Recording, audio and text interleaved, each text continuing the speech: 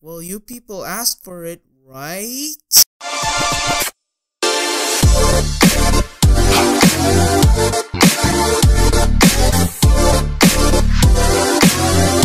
What is up, everyone? Furious Rantz signed in, and today I'm gonna be ranting on another Spongebob episode.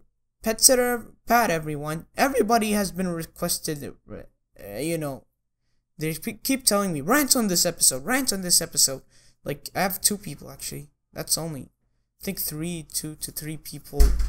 They've been telling me to rant on that episode, and I will. Okay, I'm ranting it on right now. So, the episode starts with SpongeBob and trying to look for someone to take care of Gary since he's going to his grandma's birthday party. And how does he do that? Well, he goes to Squidward first. Obviously, Squidward doesn't like it, so he won't take care of him.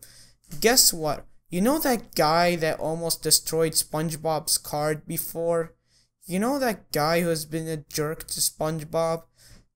Well, apparently, SpongeBob decided to go to Patrick, even though after he doesn't share his toy or anything. I mean, would he expect Patrick to, give Gary back? Especially after something like dumped or something. Nah, dumped, that was only because of Cookie.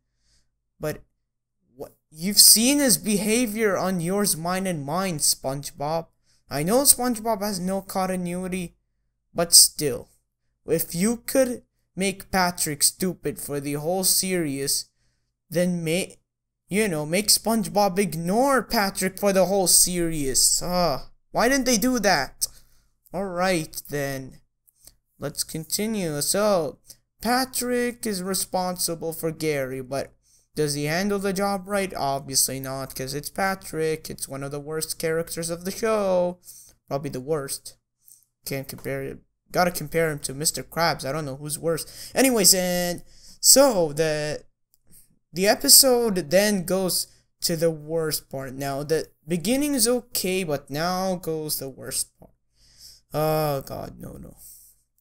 Anyways, so Patrick is in charge, so it starts with Gary being hungry. Then, Patrick put the food in the bath, and Gary tries to eat it, and he's like, no, don't eat it. It's up to him. He could kill himself if he wants, even though it's soap and all that, chemicals. It's up to him, Patrick. It's just up to him. He doesn't want to live with, he doesn't really want to, deal with you, because you're an idiot, really. I know I'm talking to an animated character, but still, I'm talking to the writers. So, yeah, dealing with the logic here. And, come on, writers, stop. This is not how you make Patrick stupid. In the old days, it worked, because he wasn't mean-spirited.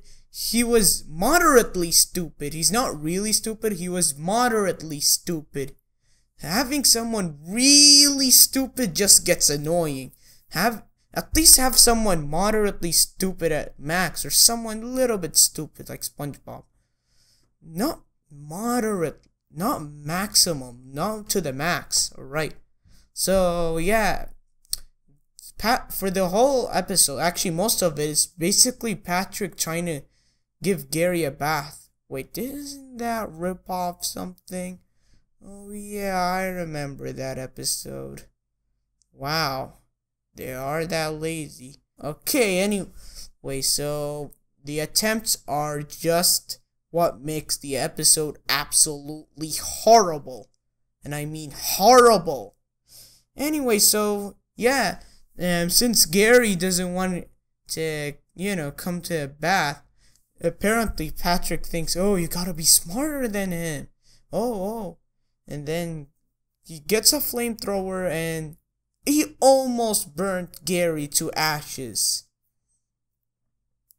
I'm speechless. This is stupid. This is horrible writing. Horrible writing.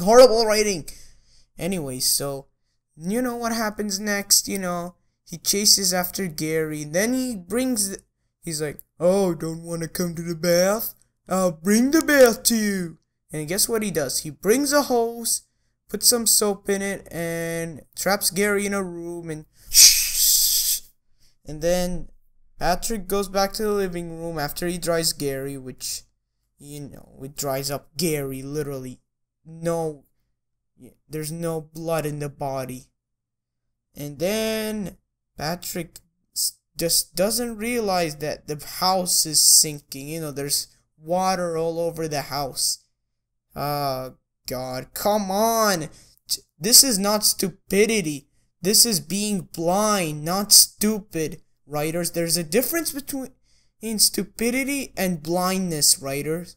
Blindness means you can't see anything. You're just ignorant, you know?